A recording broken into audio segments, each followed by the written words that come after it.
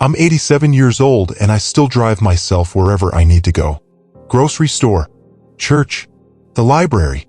Sometimes just to get a cup of coffee and watch the world go by. I haven't had the flu in over 2 decades. Not even a cold. No hospital visits. No medications beyond the usual vitamins. No magic pills. And no, I didn't win the genetic lottery. It's not luck. It's 5 simple habits. 5 things I started doing years ago, small things, really, but together they changed my life. They kept me strong, sharp, and full of energy when so many others my age began to fade. They protected me, not just from sickness, but from the slow erosion of life that comes with aging in silence. I didn't always feel this way. There was a time, not too long ago, when I thought it was all over for me. I was 63 when my husband left. 63. A time when most people are settling into comfort, into routine, into growing old together. And I found myself alone, sitting at the kitchen table with a cup of cold coffee and a silent house. My children were grown, my body ached in places I didn't know could ache, and the world had started to look unfamiliar. I felt like a guest in my own life. Then came retirement. Everyone says it's the golden years, but no one tells you how loud the silence gets. The phone stops ringing. The calendar empties. The days blend. I would go days without speaking to anyone. I watched TV, but it didn't speak to me anymore. I wandered through grocery aisles like a ghost, forgetting what I came in for. The loneliness crept in like fog. But then something happened, something subtle. I won't say it was an epiphany or a lightning bolt. It was quieter than that. One morning, I sat at the edge of my bed and I looked at the sunlight spilling through the curtains. I was tired, not just physically, but of being tired. Of being invisible. Of waiting for life to end. That's when I made a decision. A quiet, stubborn little decision. I decided to take my life back. Not all at once. Not in a dramatic, movie-style moment. But slowly, day by day. I started moving again. Not marathons, just walks. I started eating with intention, not out of boredom. I reached out to people. I found purpose again in small things. I carved silence into peace. I started learning again, even when my hands shook trying to use a new phone. And I never got sick again. So, in this video, I want to share with you what I did, exactly what I did. I'm not selling anything. There's no miracle routine. These are simple habits rooted in real life, grounded in pain, loss, and hope. These habits didn't just keep me out of hospitals, they brought me back from a place I thought I'd never return from. I'll tell you about the mornings I nearly gave up and the afternoons I danced in the living room by myself. I'll tell you about the food I eat, the thoughts I think, the people I let into my world, and the ones I let go. I'll show you the 5 habits that carried me from grief to grace, from sickness to strength, from silence to song. Because this isn't just about staying healthy, it's about staying alive. And if you're watching this, maybe you're looking for the same thing. Maybe you felt forgotten. Maybe you think it's too late to start over. It isn't.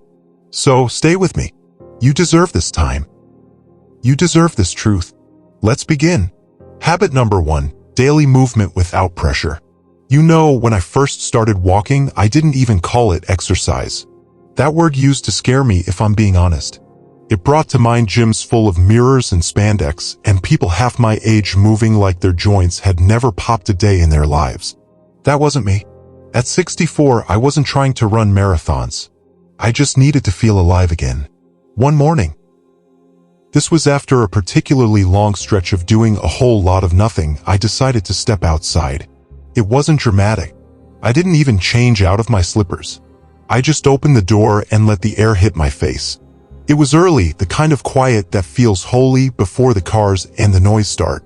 I walked to the edge of my driveway and stood there. Then I kept going. Just a few steps. That was all. I started doing that every morning.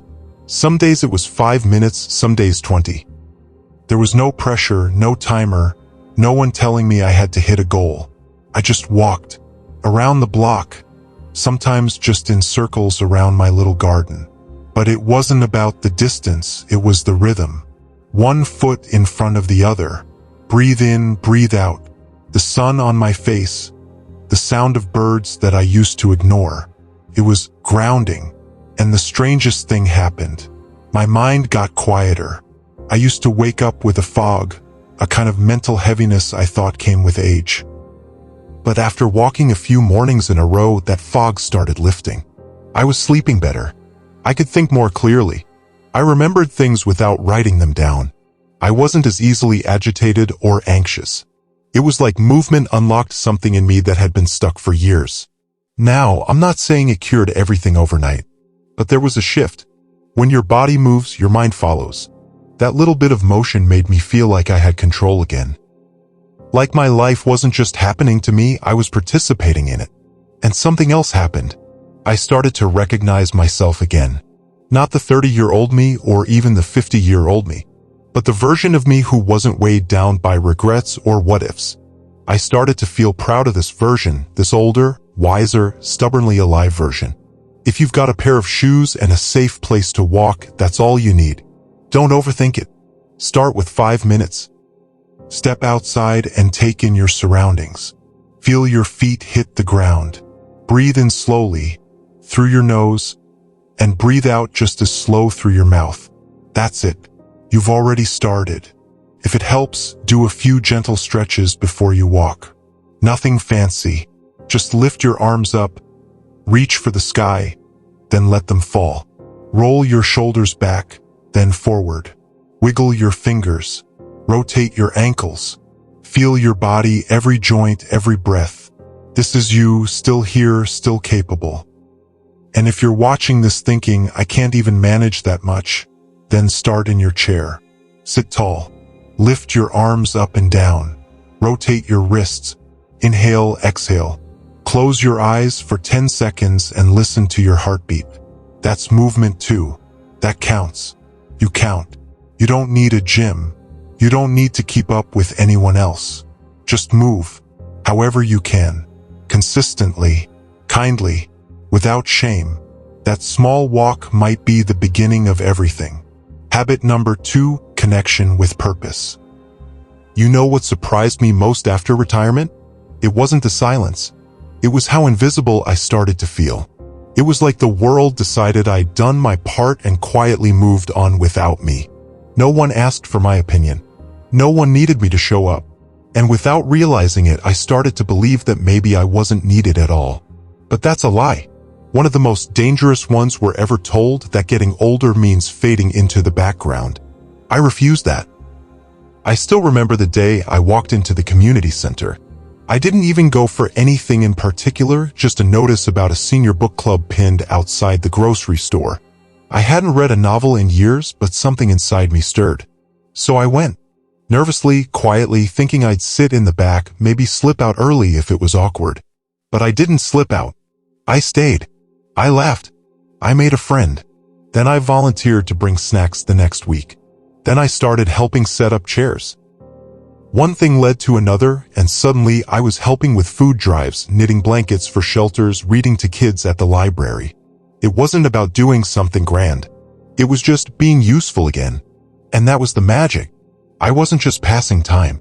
I had a reason to get up, to get dressed, to smile at someone. I had a role again. People remembered my name. They waited for my stories. They missed me when I wasn't there. That matters. I mattered again. And do you know what happened to my body when my spirit found a spark again? I laughed more. I slept better. My hands stopped shaking so much. My memory improved. Studies can talk about reduced cortisol and increased oxytocin, but you don't need science to tell you that when your heart is full, your body feels lighter. There's something deeply healing about connection. About sitting next to someone and being fully seen. Whether it's sharing soup, folding flyers, or just walking side by side, you're reminding each other, we're still here. I remember meeting Rita, 76, fiery, widowed twice. She started organizing birthday cards for everyone in our group. Just little ones, handwritten, full of inside jokes and warmth. You should have seen people's faces when they got them. Some hadn't celebrated a birthday in years. That's purpose.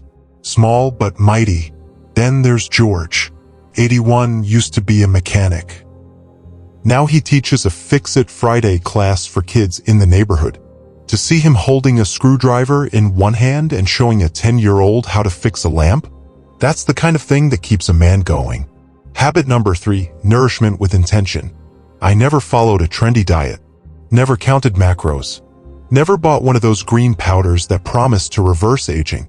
What I did do was start paying attention. Real attention. To what went on my plate and how it made me feel afterward. You see, when I hit my late 60s, I realized I wasn't eating anymore to nourish.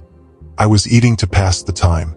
A cookie here, a bag of chips during TV, crackers for dinner when I didn't feel like cooking. And slowly my energy dipped. My sleep suffered. I just didn't feel good. So I went back to basics. I told myself, what if I ate like I cared about myself? And I started small. Most mornings now, you'll find me sitting at the kitchen table with a warm bowl of oatmeal. Not the instant kind full of sugar. Real oats simmered slow with a little cinnamon, topped with banana slices or berries if they're in season. Sometimes a spoonful of peanut butter if I'm feeling fancy.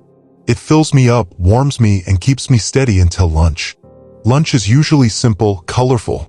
I like to roast a tray of vegetables at the start of the week: carrots, sweet potatoes, zucchini, bell peppers. I'll toss those on a plate with a boiled egg or some lentils and drizzle it with olive oil and lemon. It's fresh, hearty, and every bite feels like it's doing something good inside me. Dinner? A bowl of soup most nights. I make a big pot on Sunday, split pea, lentil and kale, tomato and white bean, and keep it in jars in the fridge. A slice of whole grain bread on the side. A cup of tea after. I keep it light because I want to sleep well. Now, I'm not perfect. I still enjoy a treat now and then. A piece of dark chocolate. A scoop of homemade banana ice cream. But I avoid processed sugar, soda, and heavy takeout. Not because someone told me to, but because I remember how my body felt when I lived on those things, and I never want to go back to that sluggish, foggy version of myself. Eating this way intentionally reminded me that food isn't just fuel. It's a relationship. And the more I respected it, the more it gave back to me. I started waking up with energy. I didn't feel bloated or heavy. My skin looked better. My mind was clearer. And maybe most important of all, I felt proud of how I was treating myself. People always ask, how do you shop for healthy food on a fixed income? I tell them, plan. Make a list. Buy in bulk when you can. Stick to the edges of the grocery store: produce, grains, beans, frozen veggies, eggs. Skip the aisles filled with boxes and bags. Some of my staples? Oats, brown rice, dried lentils, cabbage, apples, carrots, eggs, Greek yogurt, canned tomatoes. You can do a lot with just those things. Habit number 4, restorative sleep and quiet time. I used to think rest was just what you did when the day was over, like a leftover chore, something you collapsed into. But as I got older and a little wiser, I realized that rest is not the end of the day. It's the beginning of your next one. There was a time when I stayed up too late, falling asleep with the TV still glowing, my phone buzzing on the nightstand. I'd wake up groggy, irritated, and wondering why my joints hurt and my thoughts felt like cotton. It wasn't age, it was exhaustion. Deep, chronic exhaustion. So I changed everything. Now, I go to bed early. Not because I have to, but because I want to. My body thanks me for it. I start my wind down around 8 o'clock. Not with a screen or scrolling through news. No, that just stirs the mind. I put on soft music, maybe a little jazz or nature sounds. I brew a cup of chamomile tea, sometimes lavender if I have it. I dim the lights in the house. I close the windows gently and let the cool air in. The house becomes quiet. Not silent, peaceful. I don't bring my phone into the bedroom anymore. I don't need blue lights flickering in my face or noise from the outside world whispering in my ears. I give my mind permission to shut the door. Before I lie down, I take 5 minutes to reflect. I might write in a little notebook next to the bed, just a sentence or two. Today I laughed with Rita. I felt strong on my morning walk. I missed him a little less. Whatever's in my heart, I leave it there on the page. Some nights, I sit by the window before bed, just watching the trees. Or I speak softly to whatever I believe is listening. A little prayer. A little thanks. A little letting go. That quiet time. It healed more of me than medicine ever did. It helped me grieve when the house felt empty. It gave me clarity when I didn't know what decision to make. It reminded me, in the dark, that I was still here, still breathing, still becoming. There's science behind all this too: lower cortisol, balanced hormones, better memory, stronger immunity. But honestly, I don't need a study to tell me what my body already knows. Sleep restores you, not just your energy, but your hope. Habit number 5, lifelong curiosity and learning. I've always believed that the moment you stop learning is the moment you start shrinking. Not physically, no. I mean inside. Your world gets smaller, your days get quieter, your spark fades just a little. But it doesn't have to be that way. At 85, I learned how to use an iPhone. I didn't want to, mind you. I liked my old flip phone. But my granddaughter insisted. And now? I text her pictures of my garden, I FaceTime my friends in other states, I even take notes using my phone's little microphone. I was scared at first. I fumbled through those touch screens and buttons, but I did it. And it reminded me, you're never too old to figure something out. You see, learning doesn't mean going back to school or passing some exam. It means staying curious. It means asking questions, trying things that make you uncomfortable, letting yourself be a beginner again. Some mornings, I read a chapter of a new book while sipping my coffee. Other days, I sit at the table with a crossword puzzle or Sudoku and challenge myself to finish it before lunch. And on the really good days, I go online and take little courses. There's one about photography I just finished, and now I'm learning how to draw birds with colored pencils. Why? Because it keeps my brain sharp. But more than that, it keeps my soul alive. I started painting at 74. Not because I was good at it, but because I wanted to see the world through new eyes. I picked up a brush, dipped it into blue, and let it swirl across the canvas. And suddenly, my mind was somewhere else, free, playful, vibrant. I traveled to Italy at 76. Alone. I sat by the canals in Venice, sipping espresso, writing postcards to myself. I spoke broken Italian and laughed when they corrected me. I didn't care. I was living. And when someone tells me they're too old to try something new, I just smile and say, I'm 87 and I still get excited about learning how to use a new recipe app. You're never too old to say yes to life again. Don't worry if it feels slow. Don't worry if you're the oldest person in the room. What matters is that you showed up with wonder in your heart. Learning at this age isn't about achievement, it's about joy. It's about saying, I'm still here. I still want to know things. I still want to grow. So try something. Anything. Take a free online class about astronomy. Start the garden you always dreamed of. Join a local photography group. Read a book about a topic you know nothing about. Learn how to bake sourdough. Ask your grandkids how to use Instagram. Keep asking questions. Keep stretching your mind. Keep reaching for new colors, new sounds, new places, even if they're just in your imagination. I may be 87, but I still grow every single day. And let me tell you, it's the growing that keeps me feeling young, not the absence of wrinkles, not the speed of my walk, but the light in my eyes when I learn something new. Now, I want to hear from you. Which one of these habits spoke to you the most? Was it the quiet of a better night's sleep? The joy of learning something new? Or maybe just that simple walk around the block that clears the mind and stretches the soul? Tell me in the comments, what habit are you going to start today? Not tomorrow. Not someday. Today. I'll be reading every single one of your replies. And if you're new here, welcome. This channel, it's not just for seniors. It's for late bloomers. For the ones who thought their time had passed, only to realize they were just getting started. Whether you're 60 and starting over, 70 and chasing a dream, or 90 and still dancing, we're walking this road together. So hit that subscribe button. Not because of an algorithm, but because you deserve to be reminded every week that life didn't end at 40, or 50, or even 80.